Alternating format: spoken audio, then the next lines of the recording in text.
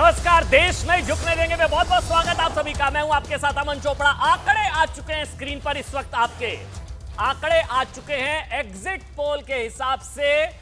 Matrix का जो exit poll है इस वक्त आपकी टीवी स्क्रीन पर 160 सीटों के साथ महायुति सरकार बनाती हुई नजर आ रही है। यानी कि भारतीय जनता पार्टी देवेंद्र फडणवीस शिंदे गुट की तरफ से और यहां अजीत पवार एनसीपी गुट की तरफ से यहां पर सरकार बनती हुई। पीमार्क का सर्वे 147 सीटों के साथ 147 सीटों के साथ इस सर्वे में भी बहुमत का आंकड़ा जो कि 144 है 145 वो पार करती हुई यहां पर महायुति यानी कि जेपी नड्डा का मुस्कुराता हुआ चेहरा आपको नजर आ रहा है, क्योंकि भारतीय जनता पार्टी की सरकार महाराष्ट्र में पीमार्क के सर्वे के हिसाब से भी बनती हुई नजर आ रही है। ये अब तक के आंकड़े जो हैं वो निकलकर सामने आ रहे हैं, क्योंकि महाराष्ट्र में बड़ी बात यह है कि महाराष्ट्र में भी और झारखंड में भी, मतलब जितने भी एग्जिट पोल हैं उसके हिसाब से अगर देखा जाए तो महाराष्ट्र में भी और अच्छा नीचे आंकड़े हैं और झारखंड दोनों राज्यों में भारतीय जनता पार्टी की सरकार की बात की जा रही है। झारखंड में तो एंटी इनकम्बेंसी है, तो कहा जा रहा है साहब कि झारखंड में वापसी होगी, हो सकती है। एग्जिट पोल भी उसी तरफ इशारा कर रहे हैं। ऊपर आप नंबर्स दे सकते हैं झारखंड के। नीचे की बात करें, महाराष्ट्र में पीमार्क का सर्वे 147 सीटों के साथ भारतीय जनता पार्टी का गठबंधन जो है वो single largest party BJP single largest party number 1, number 2 Mahayuti की सरकार यानी कि बीजेपी देवेंद्र फडणवीस शिंदे गुट और साथ ही अजीत पवार गुट की सरकार यहां पर बनती हुई नजर आ रही है। चाणक्य 149, मतलब किसी भी सर्वे को आप उठा लीजिए, कोई भी सर्वे आप उठा लीजिए, चाहे पीमार्क का हो, चाहे मैट्रिक्स का हो, चाहे चाणक्य का हो, सारे एग्जिट पोल में एक बात कॉमन है कि तीनों ही एग्जिट पोल में अब तक के हिसाब से महाराष्ट्र में और झारखंड में दोनों ही जगह भारतीय जनता पार्टी की सरकार बनती है। और यहां तो 160 पहुंच गया है, 160 सीटें, मतलब 288। यानी कि अगर यही एग्जिट एग्जैक्ट में तब्दील हो जाते हैं तो यकीन मानिए एक है तो सेफ है, बटेंगे तो कटेंगे का असर इसको कहा जाएगा। हरियाणा रिपीट होता नजर आ रहा है महाराष्ट्र के अंदर। पीपल्स पल्स की बात करिए तो यहां पर तो भाई साहब 185 पार करा दिया साहब, 185। जितने भी एग्जिट पोल अब तक, people's polls, Matrix, Chanakya, Bhaskar, अच्छा भास्कर में 132 और 134, यहां पर किसी को भी बहुमत नहीं। यहां मामला फंस सकता है, क्योंकि अगर मामला फंसता है तो देखा जाएगा किसकी ज्यादा सीटें होंगी, क्योंकि प्री पोल अलायंस जिसका बड़ा होगा उसको ही राज्यपाल गवर्नर बुलाएंगे। लेकिन यहां पर लोकशाही मराठी का भी जो सर्वे यहां पर भी फंसता नजर आ रहा है।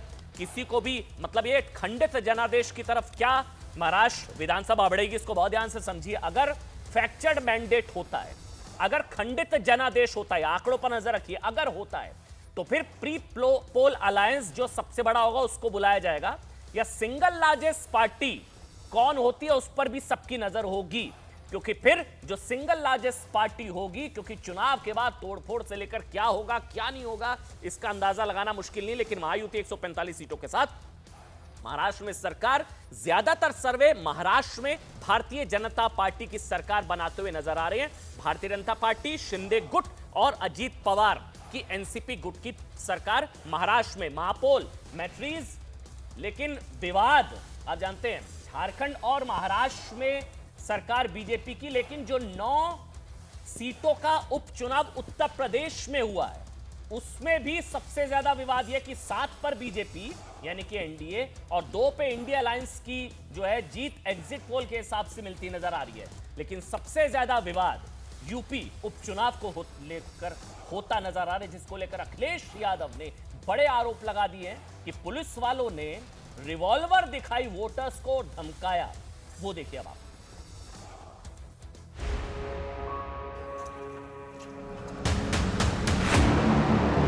भारतीय जनता पार्टी ये उपचुनाव वोट से नहीं खोट से जीतना चाहती है। और जब परिणाम आएंगे तो निश्चित रूप से जो अपराधी लोग हैं और ऐसे लोग हैं जिन्होंने वोट के लिए करहल में अभी दलित बेटी की हत्या की है, इन लोगों को सबक सिखाने का काम करेंगे। कम फूले में वोट दिए जो प्रधान तो बोलो ताकि लब वोट डाल, नहीं तो तू तो रखा तेरे नाम तो रखिया कि तो मैं रखिया बनाई दिए।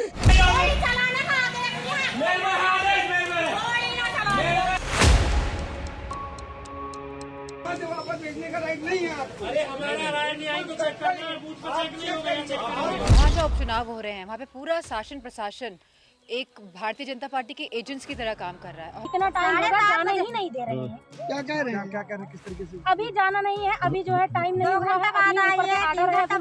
अभी मना करें, अभी साथ हैं, अभी सरकार चले जाएंगे। गाँव में बैरिकेड कैसा, जो मतदाता के लिए आप बैरिकेड लगाएंगे?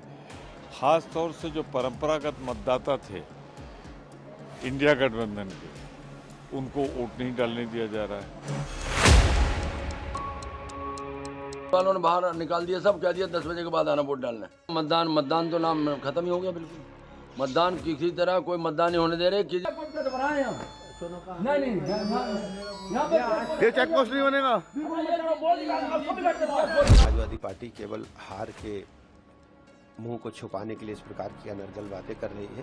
आईडी दिखाइए, तो मैं आइडिया दिखाया हूँ, उसके बाद कहा तो जाइए, भाग जाइए, मशीन बिगड़ी है। आप वोट नहीं डालोगे, आप ये आईडी दिखाओ, वो आईडी दिखाओ, सारी आईडी चेक कर रहे हैं, फिर भी लोगों को जाने नहीं दिया जा रहा है।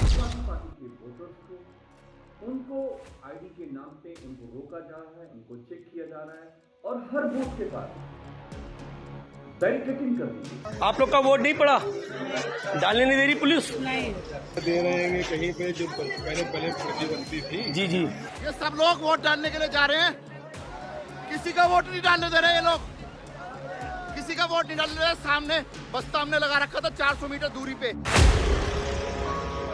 अच्छा, इस पूरे प्रकरण के दौरान विवाद एक वीडियो को लेकर हुआ। इस वीडियो को ध्यान से देखिए जो मैं अब आपको दिखाने जा रहा हूं। उस वीडियो को लेकर अखिलेश यादव का दावा है, अखिलेश यादव ने वीडियो पोस्ट किया। ये वीडियो मैं आपको दिखाऊंगा जिसमें वो दावा कर रहे हैं कि जो पुलिस वाले, जो ककरौली थाना क्षेत्र के SHO हैं, उनके हाथ में रिवॉल्वर है और वो वोटर्स को धमका रहे। वो वीडियो एक बार हम दिखाएं, अगर फिर उस वीडियो का थोड़ा फैक्ट चेक भी आज करेंगे। ये आज वीडियो पूरा दिन सबसे ज्यादा चर्चा में रहा। वो वीडियो दिखाइए एक बार, ये देखिए आप।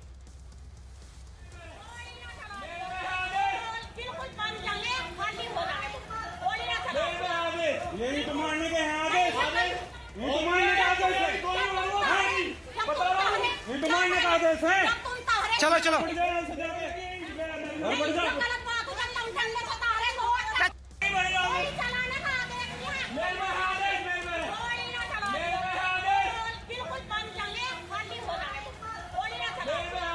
यही तो मारने के हैं आदेश, यही तो मारने का आदेश है, यही तो मारने का आदेश है। चलो चलो पूरा